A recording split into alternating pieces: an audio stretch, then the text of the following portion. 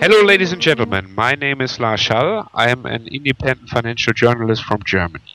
As you know, we are approaching this month the 50th anniversary of the assassination of John Fitzgerald Kennedy, the 35th President of the United States of America, and therefore I have invited for a conversation on that topic two outstanding researchers related to that matter, Mathias Broeckers from Germany and Peter Dale Scott from the US. Mathias Broeckers is an investigative journalist, book author and editor who has published a few weeks ago here in Germany a book with the title JFK, Staatsstreich in Amerika, which would be translated into English as JFK Coup d'etat in America. Hello, Mathias. Hello. And then we have Peter Dale Scott with us, a former Canadian diplomat and professor for English at the University of Berkeley in California. Moreover, Peter is a poet and researcher who has written many books, amongst them, for example, Deep Politics and the Death of JFK, and The War Conspiracy, JFK, 9/11, and the Deep Politics of War. Hello, Peter. Hello, Lars, and hello, Matthias. Okay, gentlemen, we have only roughly 45 minutes, so let's start. I think a good way to kick off our discussion is to address the following. Why does JFK, his presidency, and his death still matter? Well, I can give both internal and external reasons. Externally, it was really a chance in his presidency to defuse the Cold War and bring down the level of armaments in the world. What happened after him was partly successful, that is to say that Lyndon Johnson continued to improve relations with the Soviet Union, but we have not seen a kind of reduction in armaments that we might have seen with Kennedy. Perhaps more importantly, domestically, there were secret powers in this country that were able to arrange the assassination and to get away with it. But in order to avoid prosecution, they have continued to put themselves above the law. The visible demonstration of this is that we have thousands of pages about the assassination in documents which should be released by the CIA and have not been. And if domestic law was prevailing, they would be required to release those documents, and anyone who obstructed justice in this respect would be themselves guilty of a crime. But we now have a situation, this is the most serious consequence, we now have a situation where certain agencies like the CIA, it's not the only one, are now above the law. The NSA is another example. So that is perhaps the most, that was something that was beginning to happen anyway, but was enormously accelerated by the unsolved assassination of President Kennedy. Yeah, Matthias, how would you answer this question? Yes, I think to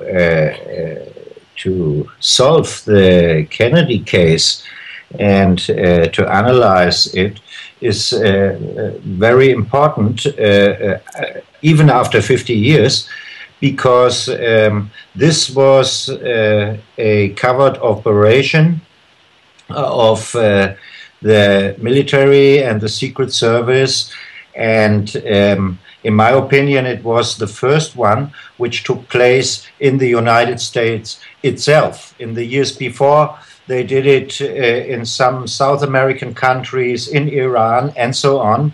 And that's why my book is called Coup d'etat in America. Then they did it at home, killed this president because of his politics to stop the Cold War, to stop the confrontation with the Russians.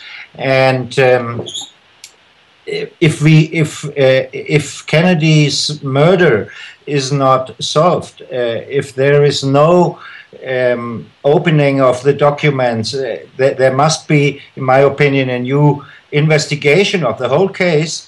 If this is not happening, then these covered operations, and Peter named the NSA, which is a new thing we know now, this will go on and on and on.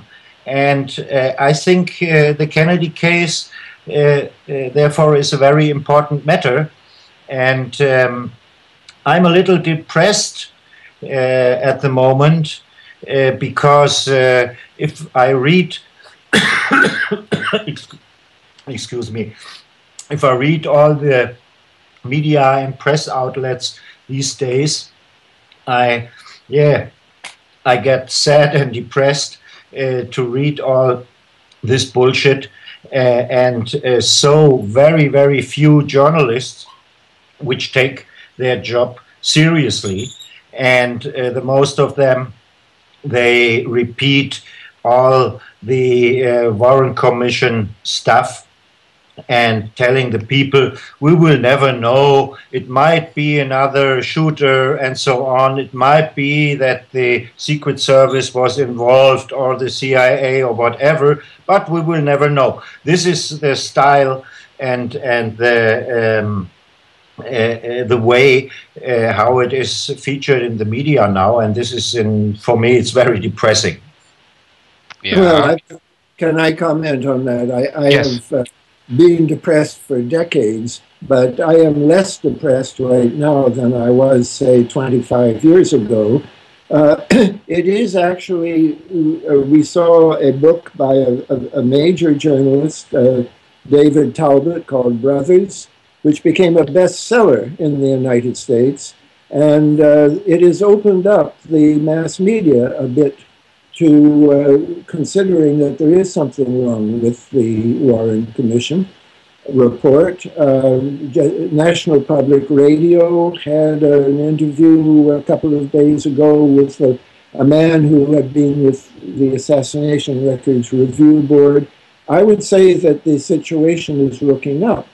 And another thing, to pick up on what Mathias was saying, we have had other events since the Kennedy's assassination, which are so similar in their modus operandi that I think that I suspect they can be attributed to the same dark forces in our country. And that is a very urgent reason to investigate the Kennedy assassination. I sincerely believe that by understanding it better, we will also understand better what happened in 2001 with what we call in English 9/11, the attack on the Twin Towers and the Pentagon, because there are similarities in the way that those conspiracies were constructed, and arrows pointing to the same sources, particularly one source that I have written about, the emergency network that was created outside the regular government network for communications, which figures both in the Kennedy assassination and in 9/11 and even in Watergate. So I think this is a very urgent reason why we have to understand all of these things. If we don't, what do they say? If you don't understand your history, you're condemned to repeat it. And we have been repeating it. Yeah. Before I continue with my next question, I want to thank you, Peter, for mentioning Mr. Talbot's book, because I see it as a silver lining too, especially since it was now produced as a film. And I will provide a link to this website, Brothers, The Hidden History of the Kennedy Years.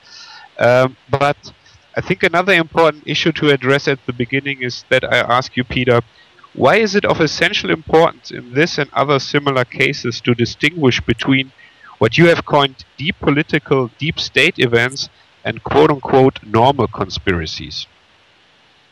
Well, first of all, let me say about deep politics in general.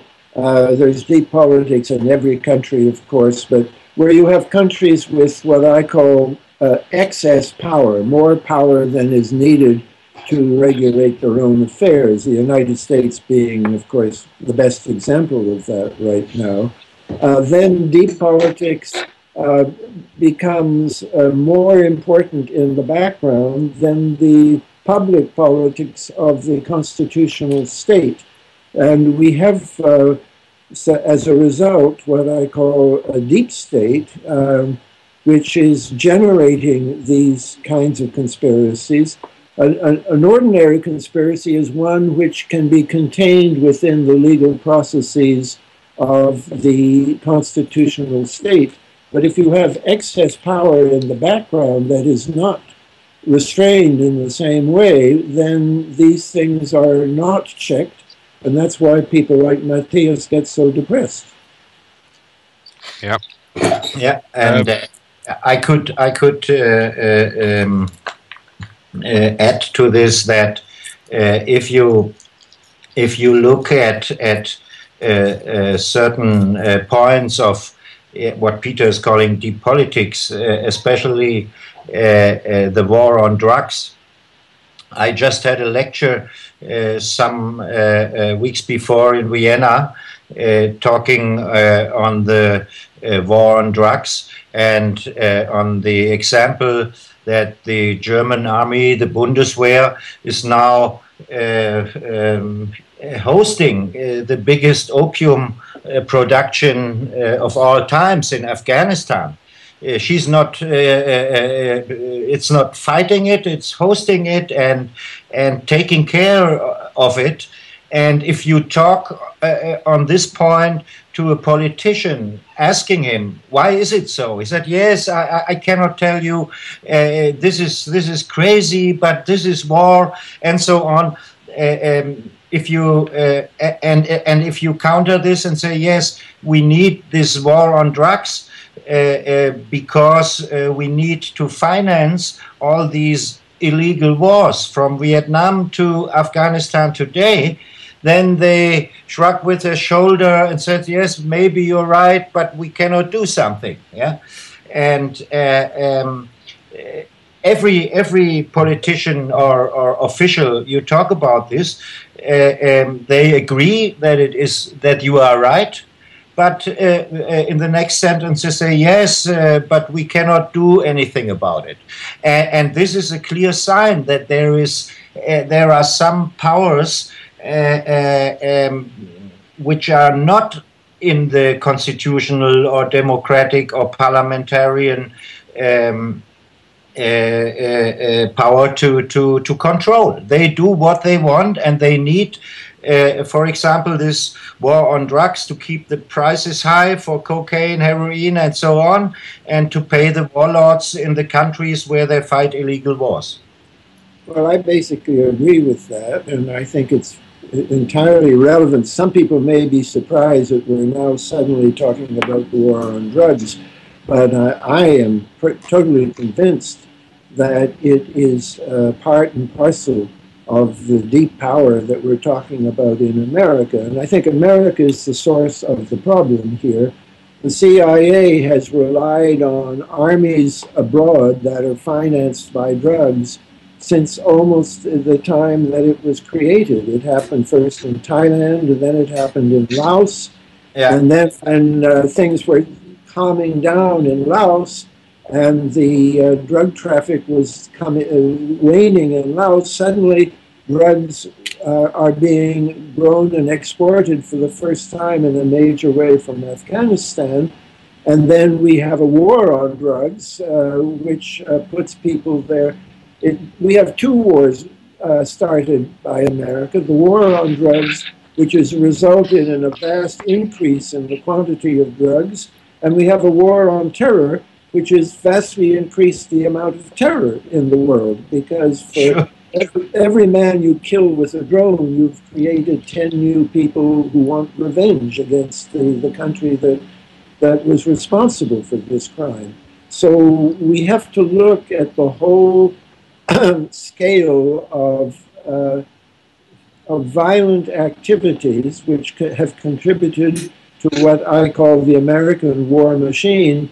And here it's to the shame of me and people like me in this country that we have not been able to wake up America to this problem, because the problem is America, and the solution, if there is ever a solution, will also have to come from America. Yeah, and I think we also have to keep in mind that the Vietnam War caused a big explosion in the production of opium and heroin. And so the question, I think, should be, What was actually JFK's policy towards Vietnam at the end of his life? This is this to me? Yes. Yeah, to you both. I think it's clear. Oh, sorry, Peter, please. There is finally a consensus growing among historians that Kennedy was never very keen on putting American troops into Vietnam in the first place. He was determined that they not fight a hot war. He wanted them in an advisory role. When the military, the American military, kept pushing the envelope on that, and you actually had Americans not just training pilots, but actually flying planes and dropping bombs and so on. But these were very small planes in the Kennedy era. And Kennedy, as early as 1962, had authorized plans to begin getting even the advisors out. And you have two famous documents, National Security Action Memoranda, we call them NASAMS for short. The first one was in October, which authorized the withdrawal of 1,000 troops by the end of 1963 as the first step in a longer program of getting the bulk out by the end of 1965. That was NASAM 263 of October. And then 2 days after his assassination, you have a second NASAM, the first by Lyndon Johnson.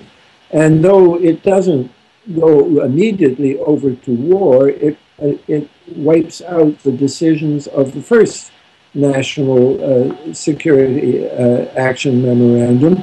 And so you do not have the withdrawal of 1,000 troops. And at the same time, you have the beginning of plannings for escalating the war against North Vietnam through what they call 34A operations. And those operations escalate through 1964 until finally in August 1964, you have the American provocation, which leads to the Tonkin Gulf incidents and the beginning of a hot war against North Vietnam, which of course was a disaster for everybody concerned, not only the Vietnamese, but also for America.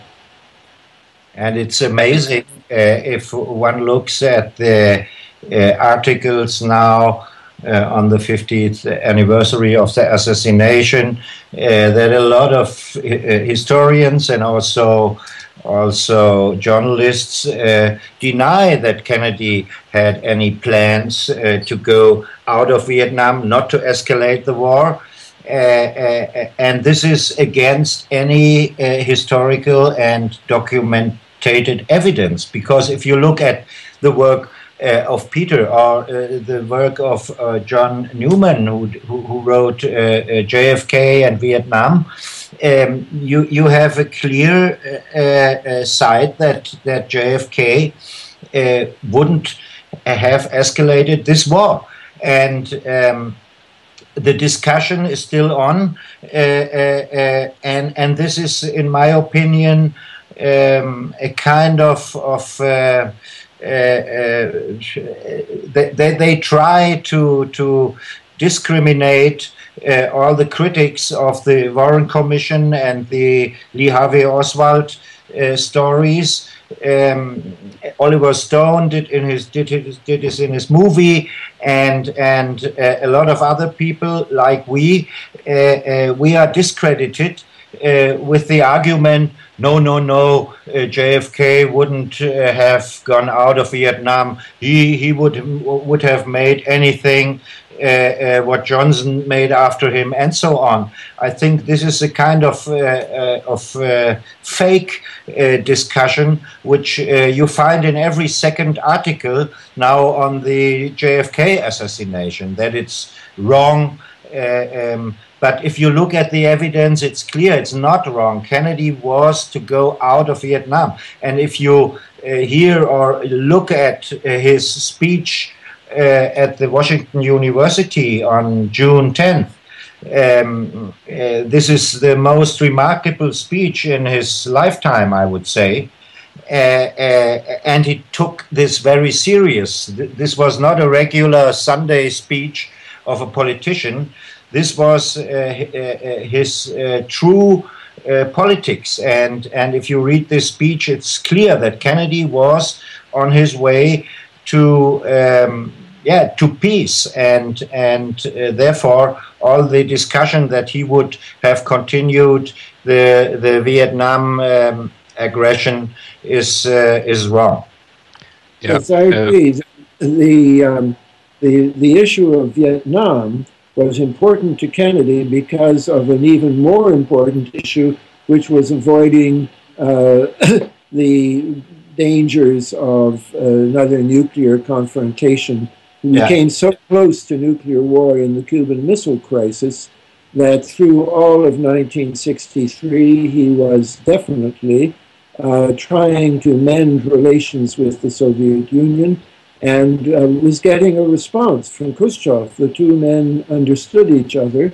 You point to the speech of June 10th at Washington University, but also it seems like a small thing now, but it was very important at the time. In August of 1963, he signed a test ban treaty with the Soviet Union. The issue here was not just, it was in fact important to end nuclear testing in the air because it was poisoning the globe. But more important still, you recognized the Soviet Union as a state that you could sign a treaty with. There had been no treaties signed with the Soviet Union since the Austrian Peace Treaty of 1955. And the arguments that happened, Kennedy was facing a lot of people who say you must never sign a treaty with the Soviet Union because they're communists, they don't believe in God, that means that their word means nothing, they can't be trusted. And by signing that treaty, he had put America on a path of normalization with the Soviet Union, which, as I say, has partly succeeded. It's been rocky and difficult, but it was immensely important, and it changed the direction of U.S.-Soviet relations at that time. And he even said privately to his brother and his confidants in this time in the late summer of '63 that if he's re-elected, he will go to Moscow and make a peace treaty with the Russians. This is unbelievable because we are on the height of the Cold War, and this president is trying to make peace. And another thing he did in the same year, 1963, he was friends with an author who produced a book called 7 Days in May, which was a fictional account of a military coup in America.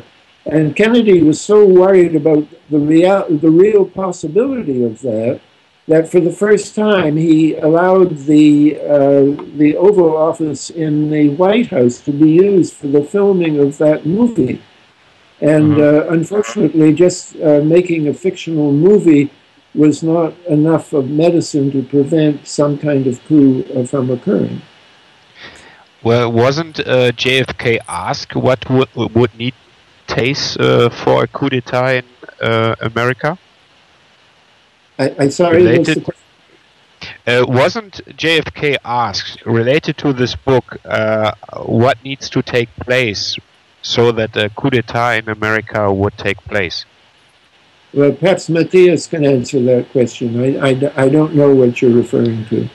Yeah, but the book and the movie you mentioned is that he clearly saw the danger of a coup d'etat, and therefore he pushed to make a movie from this book.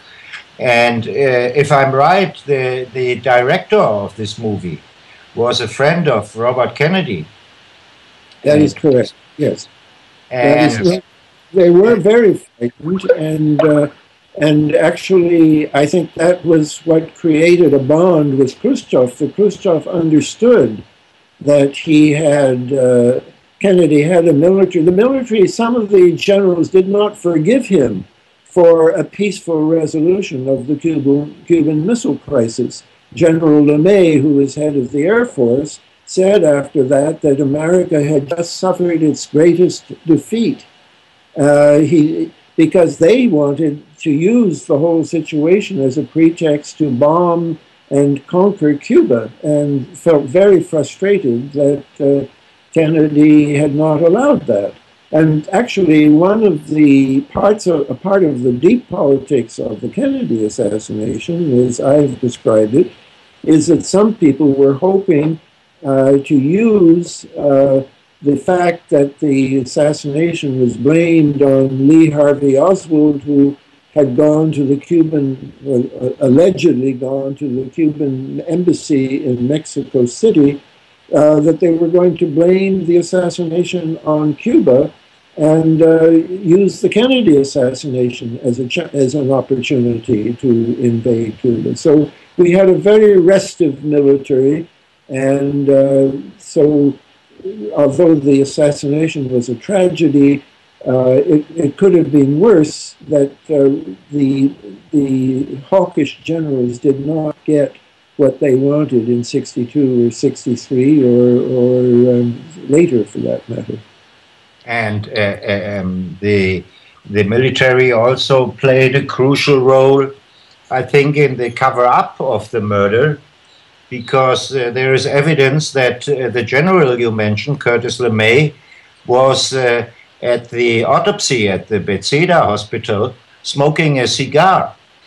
Some people, yes, this is debated, Matthias. Not everyone believes that, but what is very clear is that the autopsy was a military autopsy conducted in a military hospital, and that the most conspicuous mess or evidence of cover-up is in the medical area, that the brain, they autopsied a brain that weighed 1,500 grams. Well, the average human brain is 1,300 grams, and in the case of Kennedy's brain, about a third of it had splashed over Dealey Plaza, headed into the back seat of the vehicle, and 2 parts of it hit 2 policemen. So this 1,500 gram brain cannot have been Kennedy's brain. So, but this is proof that there was a military autopsy that was controlled and manipulated to come up with a false result. They wanted to prove that Kennedy had been shot by shots from behind, and the more we pay attention to this, the more clearly he was shot from in front. And if he was shot from in front, then the murderer was not Lee Harvey Oswald, who was behind him. So, yes, the military are clearly involved in the cover-up, whether or not General LeMay was in the room where they conducted the autopsy. Yes, yes. And one of the, in my opinion, most important things the Assassination Records Review Board brought out, that the pictures of the autopsy and the abduction and the X-rays and all the medical pictures which are at the National Archive, that these pictures are not the originals, but were manipulated, and they have the photographers and the people which did these photos at the time, and they showed it to them, and they swore under oath that these are not their pictures. So since 50 years, we have manipulated autopsy documents at the National Archives. And for this reason, I think this crazy magic bullet tale could last for so long, because every other researchers going to the archive, looking at these manipulated photographs and X-rays, says, yes, it could be a shoot from behind. And so the RRB brought out that these pictures are manipulated, and this is, in my view, one of the most important findings of the late 90s. Yes, I agree with you, and this will perhaps cheer you up a bit, that the review board officer who was in charge of bringing these people to testify, I referred to this earlier, he was just on National Public Radio. His name is Jeremy Gunn, Gunn, and you can Google and read a news report of what he said. He brought all of this to national attention on National Public Radio. So, as I say, I think there are grounds for modest optimism that the American nation is slowly beginning to confront the fact that they were lied about in connection with the Kennedy assassination. Was the public, for example, also lied about the real identity of Lee Harvey Oswald? I mean, Peter, for example, can you tell us about the significance that the CIA had apparently a 201 file on Lee Harvey Oswald?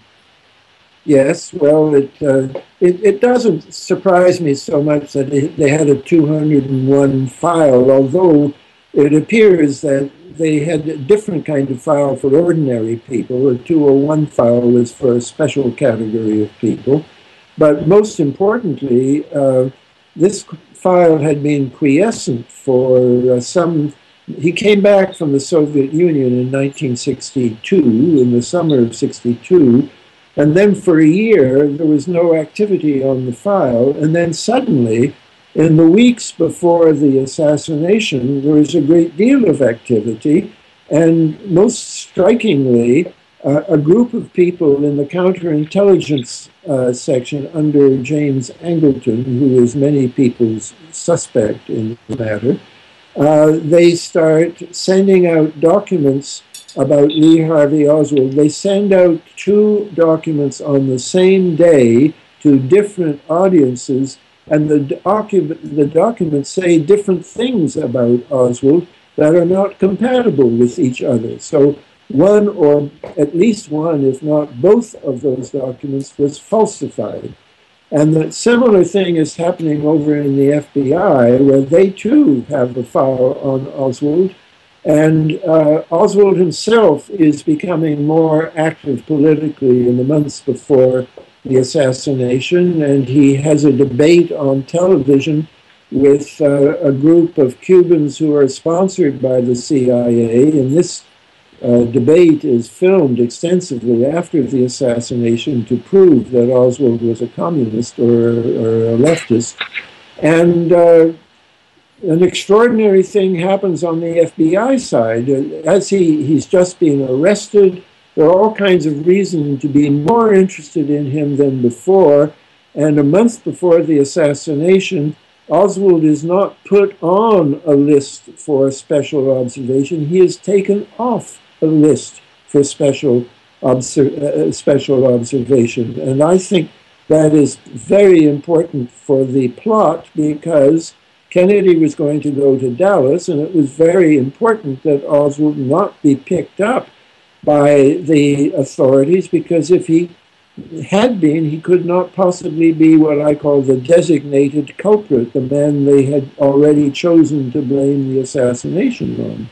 And what is very interesting is that when we come to 9/11, there is a similar phenomenon that people who should have been watched very closely because they were going to be the alleged hijackers were actually being protected from that kind of observation. That's the kind of thing where I say there's similarities in the construction of the plot against the president and the plot to bring down the World Trade Center in New York. Yeah, and another similarity would be that it was very fast clear, quote-unquote clear, that Lee Harvey Oswald was a murderer, and also it was very clear, very fast on 9/11 who the hijackers were. very unbelievably fast, that they had identified a list of 20 hijackers before the fourth plane hit the ground. And in the case of Kennedy, it was, I think, 10 or 15 minutes that they put out on the police tape a description of the assassin. They said he's about 30, he's 5'10", and he's 165 pounds. Well, what's interesting about those three descriptions, none of them fit the actual Lee Harvey Oswald, but those are exactly the measurements and age that is given to Oswald, the measurements that are given to Oswald in his CIA file, his FBI file. So I think that the description of the assassin was taken off the file, was later blamed or attributed to a man who saw somebody in the sixth-story window of the school book depository, but he only saw the man from the waist up, so it's very hard to see how he could have known he was 5'10", 165 pounds. And anyway, the man that they say made the identification, Howard Brennan, he went down to the police station that night and he failed to pick out Oswald in the lineup. So I think we can be fairly confident that it was not Howard Brennan who made the thing. It was somebody who was taking the description from the file. Matthias, what is your best guess for the reason that the public is not allowed to take a look at the tax records of Lee Harvey Oswald? The reason is the same as with the other thousands of documents which are closed for the public, and I think if someone could manage to open the books and the documents which are kept by the CIA and the State Department, then anyone could see that Oswald, for example, was an unofficial employee of the not of the CIA itself, but of a straw company paying him money. And the same, like Peter mentioned, these parallels between 9/11 and JFK are quite convincing if you look at them. Yeah, that they had the evildoer was announced some minutes after the crime happened. It was Osama bin Laden and the hijackers. The files of FBI, CIA were closed on these two hijackers in San Diego, and stuff like that. If you can find about 10 or more clear parallels how to frame a scapegoat, and Oswald was the scapegoat, and he was framed from the very first minute after the shots, and the same thing happened with these 20 so-called hijackers, and that's the reason why I think Peter will agree why it's so important to look at the Kennedy case, because this is the very beginning of this kind of covert operations in the United States, and if you look at these parallels, you can see it. And if we do not solve the Kennedy assassination, which is now 50 years gone, how will we ever come clear with 9/11? So.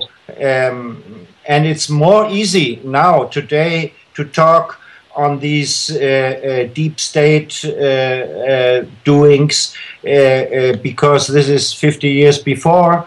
If you start talking 9/11, all the people get angry, and therefore I think it's very important to look at the Kennedy case again. Well, Peter, can I just add to that? Yes. That, I and Matthias have both talked a great deal about the CIA, and it's true. There are over 1,000 documents, maybe 15,000 pages of CIA documents that are relevant to the case that they will not release. That is obstruction of justice. And if we had a legal system in charge of the country, then the CIA would be penalized for that. But I want to make the point, it's not just the CIA.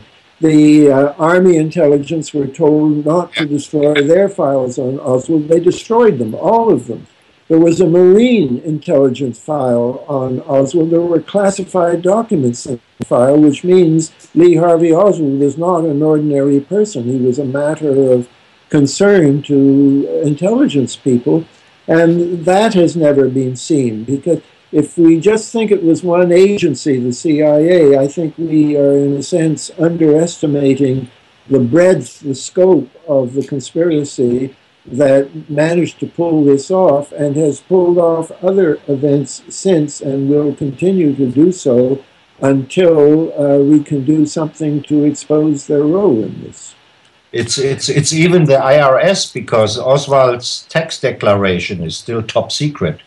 That's true. Of course, I think that would not implicate the IRS as conspirators. It would implicate whatever company, as Mathias suggested, whoever was paying him. There is a secret there that is being protected as a matter of national interest, and this, of course, should not be. Well, we are beginning to running out of time. I would like to raise one final issue, maybe, and with regards to the CIA, Kennedy was quoted as telling an official within his administration after the disaster in the Bay of Pigs in 1961, "I want to splinter the CIA into 1,000 pieces and scatter it to the winds." Would it have been better for JFK if he would have began this action immediately in 1961? I think Kennedy realized that it's very difficult for a civilian. He was also worried about the military as well as the CIA, and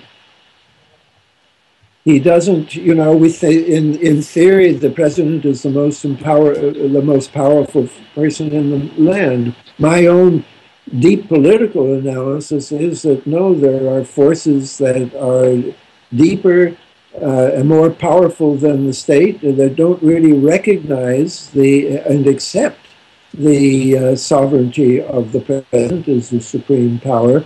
I've been looking a lot recently at Alan Dulles, who of course is a suspect in the case because he was the most important official to be fired by President Kennedy, and then somehow he ends up on the Warren Commission investigating the assassination instead of being one of the people being investigated himself. And Alan Dulles is very clear in his whole career.